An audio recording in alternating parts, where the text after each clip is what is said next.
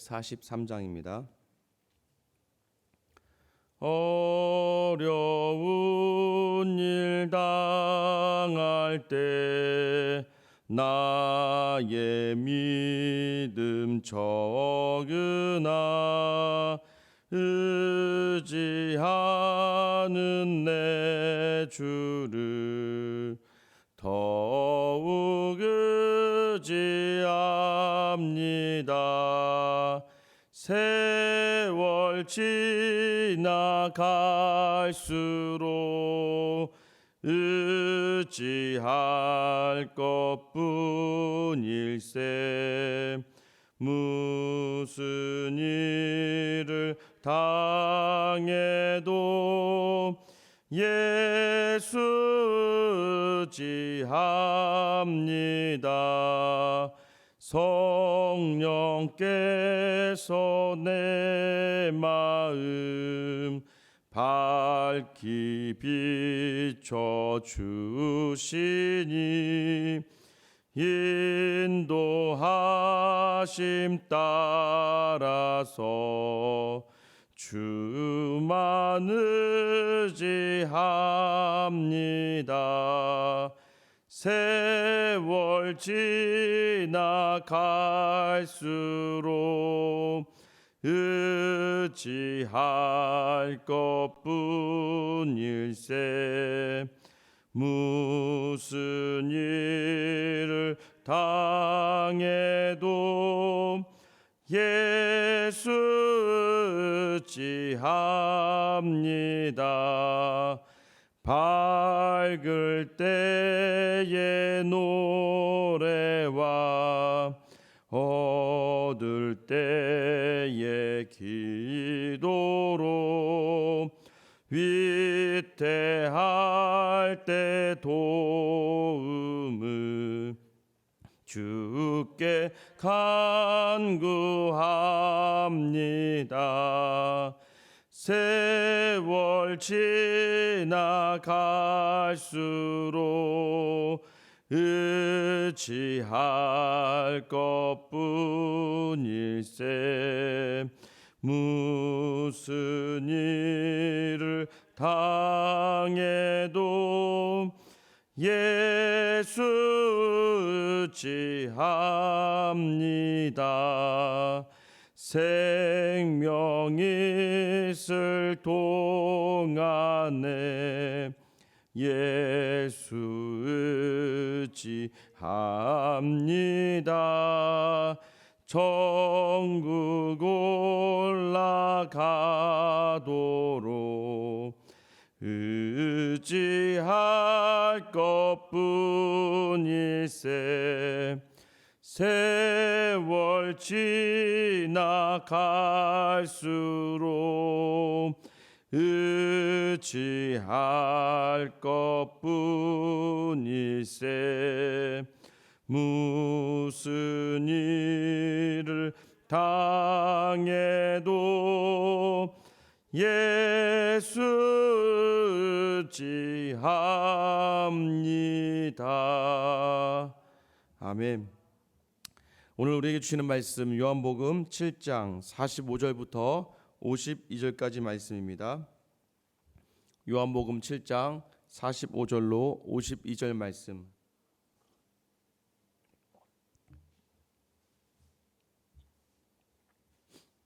같이 한 목소리로 읽겠습니다. 아랫사람들이 대제사장들과 바리새인들에게 오니 그들이 묻되 어찌하여 잡아오지 아니하였느냐. 아랫사람들이 대답하되 그 사람이 말하는 것처럼 말한 사람은 이때까지 없었나이다 하니 바리새인들이 대답하되 너희도 미혹되었느냐. 당국자들이나 바리새인 중에 그를 믿는 자가 있느냐. 율법을 알지 못하는 이 무리는 저주를 받은 자로다. 그 중에 한 사람 곧 전에 예수께 왔던 니고데모가 그들에게 말하되 우리 율법은 사람의 말을 듣고 그 행한 것을 알기 전에 심판하느냐. 그들이 대답하여 이르되 너도 갈릴리에서 왔느냐. 찾아보라. 갈릴리에서는 선지자가 나지 못하느니라 하였더라. 다 각각 집으로 돌아가고. 아멘. 할렐루야. 이 새벽에 또 하나님께서 우리에게 큰 은혜 주시기를 예수님의 이름으로 축원합니다. 사람이 바뀌죠. 바뀌는 것은 쉽습니다. 보통 우리 이렇게 얘기합니다. 신학교를 갈 때요. 처음 들어가서 1학년 때는 목사와 같은 마음으로 들어가고요. 2학년 때는 강도사가 되고요. 3학년 때 전도사가 되고요. 졸업하는 순간에 다시 평신도가 된다. 이런 표현이 있습니다. 뭐냐면 처음에 있었던 뜨거운 마음과 열정이 있었는데요. 신학이라고 하는 알미 가슴을 차갑게 합니다. 처음에는 열정이 넘치고 뜨거웠는데 그 알아가면 알아갈수록 자기네 쌓이는 그 지식이 성령으로 불태워져서 쌓여지는 지식이 아니라 인간적인 지식이 되다 보니까 이것들이 쉽게 판단되어진다는 것이죠. 그래서요, 목사님들이 제일 설교하고 싶지 않은 곳이 어딘지 아세요? 목사님들이 제일 설교하러 가기 싫은 데가 신대원입니다. 신학대원에 가면요, 한 1,800명 되는 전도사들이 앉아 있는데 누가 와서 설교를 딱 하고 가잖아요. 그러면 그 날 저녁에 게시판에 난리가 납니다. 저 목사님이 어디 부분을 잘못 인용했다. 저 목사님께서 너무 예화 중심이다, 기복 중심이다 하면서 거기에 말씀대로 전하지 않는다 하면서 엄청나게 많은 글들이 달리기 시작합니다. 그러면 그 다음 날 수업에서는요, 이제 교수님들이 또 평가를 하십니다. 수업을 해야 되는데 어제 설교는 말이죠 하면서 평가가 이루어지기 시작한다는 것이죠. 그런데 이제 목사님들과 교수님들과 또 신학생들과의 좀 차이가 좀 있겠죠. 왜냐하면 목양의 자리에서는 우리가 알고 있는 지식으로 감당해내지 못할 일이 참 많이 일어나기 때문입니다. 또 여전히 마찬가지죠. 안수 집사님이었을 때는 참 열정적이고 무언가를 잘 섬기던 분이 장로님이 돼서 바뀌는 경우도 많이 있습니다. 그러니까 교회들마다 항상 이렇게 하시는 말씀들이 있어요. 참 저분이 안수 집사님이었을 때는 굉장히 열정적이었고 굉장히 신실했는데 아니 장로님이 되더니 왜 저렇게 변하셨지? 또는요, 부목사님 중에서도 그렇습니다. 부목사일 때는 참 관계도 잘 맺고 참 뭔가 착실해 보이고 했는데 담임 목사님이 되더니 어깨에 갑자기 힘이 들어가는, 전 더러 이제 동기 목사님 중에 그런 목사님들도 있더라고요. 갑자기 연락하기가 힘들어지고요. 전화하기가 본인이 어렸을 때는 전화 자주 오고 도와달라고 하고 했다가 이제 큰 교회 담임 목사님이 된 다음부터는 연락을 잘 안 할 때도 있고요. 또 이제 관계가 좀 어려워질 때도 종종 있더라고요. 사람이 변하죠. 무엇으로 변해집니까? 목사의 연수가 많아지고 신앙의 연수가 많아지고 말씀을 보는 연수가 많아지면 많아질수록 우리는 더 예수 그리스도를 닮아가고 겸손해져야 되는데 우리의 삶이 그렇지 않은 이유가 무엇일까요? 오늘 본문의 말씀에 보면은요, 대제사장들과 바리새인들이요 아랫사람들을 보내서 예수님을 잡으려고 보냈었습니다. 여기 말하는 아랫사람들이 누구냐면요, 성전에서 있던 관리자들 이야기하는 거예요. 결국 성전에서 일하는 사람들은 우리가 종교적으로 누구만 가능합니까? 레위 지파만 가능하죠. 그러니까 기본적으로 여기 아랫사람들이라 함은 대제사장들을 섬기던, 대제사장을 돕던, 아마 성전을 관리하던 관리자들 또는 성전을 지켰던 문지기들일 텐데 이들은 대부분이 레위 지파입니다. 레위 지파가 하는 일들은 거의 대부분 말씀을 묵상하고 말씀을 가르치는 역할을 하죠. 그러니 이들이요 그저 잡으러 갔다는 이런 사람들이 아니라 경비병 이 정도 수준이 아니라 이 정도니 어느 정도 이들은 성경에 대해서, 그러니까 기본적으로 율법에 대해서 알았던 사람들이었어요. 이들이 예수님을 잡으러 갔다가 예수님을 잡지 못했죠. 성경은 이렇게 이야기합니다. 아직 때가 되지 않았다. 그 때가 되지 않았으면 무엇이에요? 지금 초막절 절기였고요. 초막절 절기 예수님이 돌아가시는 것이 아니라 그 다음에 있어야 될 유월절이어야 돼요. 왜냐하면 성경을 그대로 이루려 하시기 때문입니다. 성경의 말씀 그대로 이루어지려면 그 유월절에 어린 양과 같이 예수님이 십자가에 달려 돌아가셔야 되는 것이 바로 하나님의 계획이었기 때문에 아직 그때가 되지 않아서 하나님께서 무리로 하여금 두렵게 하셔서 말리는 것도 있었죠. 근데 오늘 본문에서 이야기하는 이들은요 잡지 못한 이유를 다르게 이야기합니다. 46절 말씀인데요, 우리 같이 한번 읽어볼게요. 아랫사람들이 대답하되 그 사람이 말하는 것처럼 말한 사람은 이때까지 없었나이다 하니. 이들이 그저 무식한 사람들이 아니었어요. 이들이 아무것도 모르는 사람이 아니었다고요. 이들은 그래도 나름대로 율법을 알고 있었는데 자신들이 알고 있는 율법과 이 예수님이 전하는 이 말씀이 틀리지 않았다고 생각했던 거예요. 이들은 아직까지 이제 아랫사람이다 보니까 제가 볼 때는 요즘으로 따지면 한 전도사님 정도 되지 않았을까요? 뜨거운 마음과 열정으로 말씀을 배우려고 하고 성경에서 뭔가 가르침을 배우려고 하고 이들이 알고 있었던 그 바에 의하면 오히려 저분이 이야기하시는 것이 오히려 율법이 좀 더 명확하게 보이는, 뭔가 흐릿흐릿하게 보였던 이 율법이 좀 더 확실하게 보여지는 것 같아서요, 그들도 저분 하시는 말씀이 맞다라고 느껴졌던 것 같아요.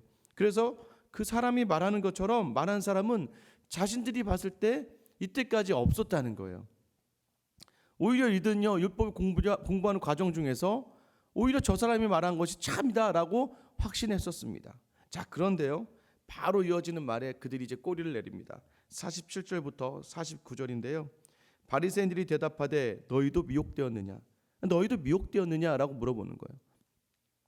48절, 당국자들이나 바리새인 중에 그를 믿는 자가 있느냐? 혹시 우리 중에 그를 믿는 사람이 있을까? 있느냐라고, 혹시 그 사람 중에서 예수를 믿는 사람이 있다면 49절, 율법을 알지 못하는 이 무리는 저주를 받은 자로다. 이 율법을 알지 못하는 무리, 예수가 메시아라 그렇게 따르고 예수를 긍정적으로 대하는 그런 무리들이 있다면 이 사람은 율법을 알지 못하는 것이고 그들은 저주받은 것이다라고 이야기하는 것이죠. 그러니까 이렇게 얘기해. 너는 율법을 아느냐? 율법도 모르면서. 마치요, 요즘 우리가 범하는 의와 같습니다. 먼저 첫 번째는 목사님들이겠죠. 목사님들, 여러분 성경을 아십니까? 성경대로 하셔야죠. 성경을 제대로 공부 못하셨잖아요. 말씀 이야기한 대로 가야죠 라고 이야기하면서 여러분이 아셔야 되는 게 있어요. 말씀을 해석하는 데 있어서요, 여러 가지 해석이 있습니다. 사실 오늘의 본문을요, 저처럼 설교하시는 분이 있고요, 또 다른 곳의 주제를 잡아서 설교하시는 분이 있고요, 또 다른 포인트를 잡아서 설교하시는 분이 있어요. 그러니까 여러분이 유튜브를 들어가서 설교를 많이 들어보셔도요, 동일한 본문으로 동일하게 설교하시는 분들이 거의 계시지 않습니다. 왜냐하면요, 그러나 핵심 메시지는 같죠. 무엇입니까? 핵심 메시지는 예수 그리스도죠. 하나님의 나라, 하나님이 하신 일, 하나님이 원하시는 뜻. 근데 중요한 것은 무엇이냐면 제 상황과 환경이 녹여 들어져 가는 겁니다. 말씀을 읽어 나갈 때 제가 읽었던 지식들, 제가 경험한 것들이 이 말씀과 녹여지는 거예요. 그러면은요, 바라보는 시각이 다릅니다. 그래서요, 그것을 미리 얘기해 주시는 게 공관복음, 사복음서를 이야기하는 거예요. 마태, 마가, 누가, 요한이 동일한 예수님을 말씀에도 불구하고 그들의 목적과 그들이 바라보는 시선이 달랐기 때문에 같은 예수님을 봤어도 다른 이야기들이 나온다는 거죠. 그러나 중요한 건 누구에게 향하고 있다는 거예요? 예수 그리스도에게 향하고 있다는 것이죠. 그래서 우리가요, 조심해야 됩니다. 여러분이 들은 말씀, 여러분이 은혜받은 말씀이 다가 아니라는 거예요. 이 대제사장들과 종교 지도자들이 가지고 있던 건 무엇이었냐면 이 그 본질, 아까 제가 말씀드렸잖아요. 성경의 본질은 예수 그리스도를 향해야 된다고요. 생명을 살리는 곳으로 나아가야 된다고요. 그런데 이들이 벌써 실수하는 게 무엇입니까? 니네는 율법을 알지 못하니까 저주받을 거야. 예전에 그런 경험들이 좀 있습니다. 이제 동기들 보다 보면 자기가 설교를 했는데 참, 우리가 표현이 이렇게 얘기하죠. 참 재수가 없어서 얼마 전 담임 목사님이 설교했던 본문으로 설교한 경우가 있습니다. 그러면요, 이제 담임 목사님 설교한 걸 왜 모르냐면 전도사님들이 월요일부터 금요일까지는 학교가 있기 때문에 교회를 사역을 못 하거든요. 근데 담임 목사님이 예를 들면 수요일 날 설교를 했던 본문을 잘 모르고 있다가 본인이 이제 그 본문을 설교를 했는데 신학대학원 같은 데서는 좀 뭔가 새로운 교수님들의 이론이 있잖아요. 근데 그런 본문의 이론을 가지고 설교를 하면 좀 뭔가 신선하잖아요. 그러다 보면 마치 담임 목사님하고 말씀이 달라지니까 틀렸다라고 느껴지는 경우가 종종 있나 봐요. 그러면 이제 목사님한테 끌려가서 혼납니다. 말씀 그게 아니야. 분명히 신학대학원에서 이렇게 가르쳤는데 그 교수님이 이렇게 얘기해 주신 건데 실제는 다른 거야 라고 하지만, 여러분 그렇게 해서 그 힘으로 담임 목사의 자리로 누르는 경우도 종종 있더라고요. 또는 성도님들 중에 본인이 들었던 말씀의 확신을 가지고 오히려 그 말씀이 아니잖아요, 그렇게 해석하면 아니잖아요 하는 것처럼, 또는 성도와 성도 사이에도 마찬가지입니다. 교회 생활을 하는 데 있어서도요, 내가 하는 게 맞다라고, 무조건 내가 하는 게 맞다라고 생각하는 분들이 있어요. 자, 이분들의 특징이 무엇입니까? 율법의 본질은 왜 율법을 주셨어요? 하나님이 왜 모세를 통해서 또한 수많은 하나님의 선지자를 통해서 말씀을 주셨냐고요? 살리기 위해서예요. 살리기 위해서. 율법으로 저주받는다 이런 말을 한 것 자체에 이 대제사장들과 종교 지도자들의 마음 가운데 이미 율법의 본질을 떠나버린 거예요. 이미 율법의 본질을 알지 못하고 형식에만 치중하는 거예요. 제가 말씀드렸잖아요. 안수집사 되면 새벽기도 나와야지. 장로 되면 수요예배, 새벽기도, 주일 성수 다 해야지. 물론 여유가 되고 시간이 되는 분들이 가능합니다. 그런데 직장 생활이 바빠서 막 6시 반 7시에 퇴근해서 밥도 못 먹는데 와가지고 교회 와서 예배 드리고 수요일날 9시에 끝나서 집에 가서 잠도 못 자고 새벽에 또 새벽 예배 드리고 또 직장 생활하고, 여러분 이게 살리는 겁니까? 죽이는 겁니까? 여러분 본질을 자꾸 놓치는 경우가 굉장히 많다는 것이죠. 무엇이요? 어떤 틀이, 그 틀의 핵심이 오늘 무엇이라고 얘기합니까? 오늘 바리새인과 대제사장이라는 종교의 조직, 이 조직과 틀이 사람을 죽이고 마는 것이에요. 여기에 한 사람이 이제 외치죠. 니고데모죠. 니고데모가 51절에 뭐라고 이야기합니까? 우리 율법은 사람의 말을 듣고 그 행한 것을 알기 전에 심판하느냐. 야, 한번 보고 율법을 가지고 갖다 놓고 한번 판단해 보자. 율법이 이야기하는 것들과 저 사람이 행한 것을 보고 우리가 판단해야 되지 않겠냐라고 니고데모가 한마디 했다가 난리가 납니다. 그죠? 너도 갈릴리에서 왔냐? 야, 갈릴리에서 무슨 선한 것이 나와? 그들이 알고 있었던 율법, 그들이 알고 있었던 말씀으로 모든 것을 정죄하고 재단해버리고 마는 이 종교 지도자들이 있었습니다. 여러분, 우리 개혁주의, 우리가 지금 개신교라고 하는 교회가 왜 나왔습니까? 중세 카톨릭이요 그랬다는 거예요. 말씀을 전해도요 꼭 라틴어로 전했습니다. 여러분, 제가 여기서 라틴어를 한다면 여러분이 알아들을 수 있겠습니까? 말씀을 전해도요 꼭 그렇게 하고요. 아무도 몰라요. 성경을 읽을 수가 없는 거예요. 특별하게 교육받지 않는 사람은 성경을 읽을 수가 없는 겁니다. 그래서요 종교개혁자들이 작정을 하죠. 성경을 성도에게 주자. 그래서 그들이 영어로 해석을 하고 자기 나라 말로 해석을 했습니다. 근데 그 카톨릭에서는 이것을 이단으로 봤어요. 거룩한 성경을 훼손했다. 그래서요 그렇게 성경을 영어로 번역하거나 하는 사람들을 잡아 죽이기 시작했습니다. 그게 종교 핍박이 있었던 것이죠. 우리는 성경을 가지고 성도들이 성경을 읽고, 왜요? 우리에게 주신 성령을 통해서 말씀을 읽고 변화된 삶을 살아가야 되는데 카톨릭에서 그것을 허락하지 않았어요. 우리가 여전히 지금도 카톨릭을 인정하지 않는 이유가 무엇인 줄 아세요? 왜 우리가 천주교에 대해서 개신교는 우리랑 다르다, 문제가 있다고 이야기하냐면, 항상 우리가 기억해야 될 것은 무엇입니까? 이 율법의 본질이 중요한 거예요. 예수 그리스도가 중요한 거예요. 이 말씀이 중요한 거예요. 그런데 카톨릭은요 말씀보다 조직이 우선하기 때문입니다. 우리나라의 제사, 카톨릭 제사 허용되어 있습니다. 그죠? 저는 제사를 허용했던 본질적인 부분을 따져 들어가면 그것은 그럴 수도 있고 그렇지 않을 수도 있는 것이지만, 문제는 무엇입니까? 그것을 말씀을 묵상하고 같이 연구하고 기도하며 자기들이 결정한 것이 아니라 딱 한 사람이죠. 무엇입니까? 교황이 결정하면 허용되는 거예요. 교황이 이야기하면 다 되는 겁니다. 카톨릭은요 정말 점조지처럼 교회가 딱 하나로 되어 있습니다. 그래서 우리 교회에서 만약에 우리 카톨릭 성장에서 너는 교회에서 파면이야, 교회에서 너는 나가야 돼라고 하잖아요. 그럼 다른 카톨릭 교회에 갈 수가 없습니다. 왜냐하면 다 등록이 되어 있기 때문에 전 세계 카톨릭 교회는 어디든 갈 수가 없는 것이죠. 조직이 꽉 잡고 있는, 지금도 중요한 게 무엇입니까? 말씀보다도 교황의 말 한마디, 조직이 결정하는 게 우선이 되기 때문에 우리 교회가 그것은 아니다라고 이야기하는 거예요. 대제사장과 바리새인이요 예수님이 하신 일을 정확하게 율법으로 따져보지도 않고 그들이 그냥 아니다 하면 아니게 되어버리는 그러한 상황 속에서 니고데모는 아직까지 예수님을 옹호하고 예수님을 향해 변명하지만, 소심한 그런 변호를 하지만 그는 오히려 적극적으로 그것을 할 수가 없었습니다. 왜 그럴까요? 그가 예수를 알고 예수를 믿고자 하는 마음이 있었으나 그 안에 성령 충만이 없었기 때문이에요. 그 안에 알고자 하는 노력이 있었으나 그 안에 그것을 감당할 수 있는 원동력, 그것이 무엇입니까? 바로 성령이 그 안에 내주하시고 성령 충만한 삶이 없었기 때문입니다. 우리가 왜 이 땅을 살아가면서 자꾸 본질을 놓칩니까? 우리가 왜 신앙을 자꾸 형식적으로 바라보게 됩니까? 여러분, 코로나 때문에 예배를 드려야 됩니까? 예배를 드리지 말아야 됩니까? 그거 중요한 거 아니에요. 중요한 건 무엇입니까? 이 새벽 기도에도 새벽 기도를 이제 하기로 했습니다. 우리 교회에서 결정했어요. 교회에서 결정했으니까 새벽 기도 안 나온 사람들, 중직자들부터 이름 다 적어내고, 왜 안 나왔나 봐야겠다. 이제 오늘 전화 다 해봐야지. 교회에서 정했는데 왜 안 나옵니까? 여러분 중요한 것은 무엇입니까? 성령의 역사가 우선이고 말씀이 우선이에요. 그 말씀은 각자의 개인에게 하나님이 특별하게 주신 은혜와 은사로 다가오는 거예요. 그래서요, 맞아요.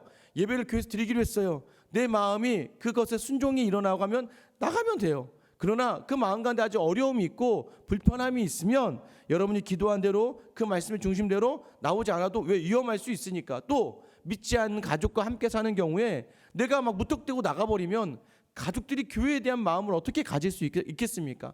여러 상황이 다르고 환경이 다르고 말씀을 적용하는 정도가 다 다릅니다. 그래서 그럼에도 중요하고 핵심은 무엇입니까? 사람을 살리는 거.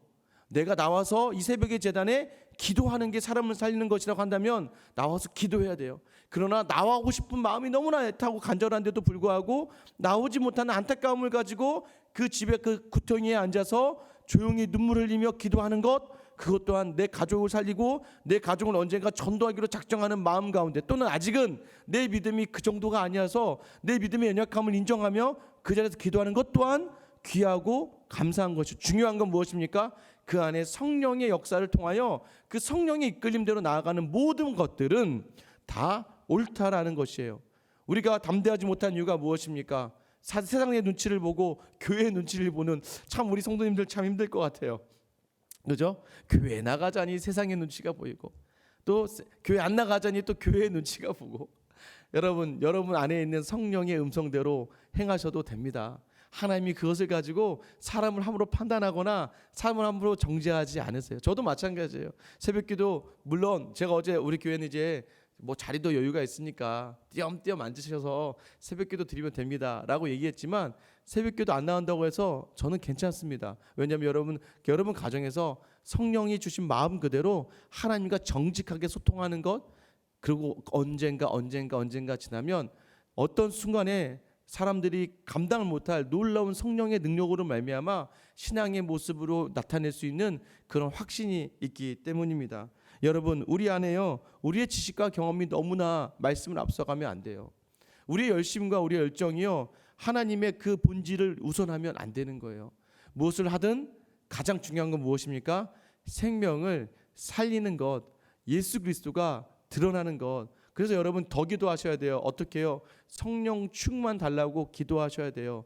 성령 충만한 삶이 되어서 어떠한 일을 택하든 간에 하나님이 기뻐하시는 일을 택할 수 있는 하나님의 사람이 될 수 있게 여러분 기도하셔야 됩니다.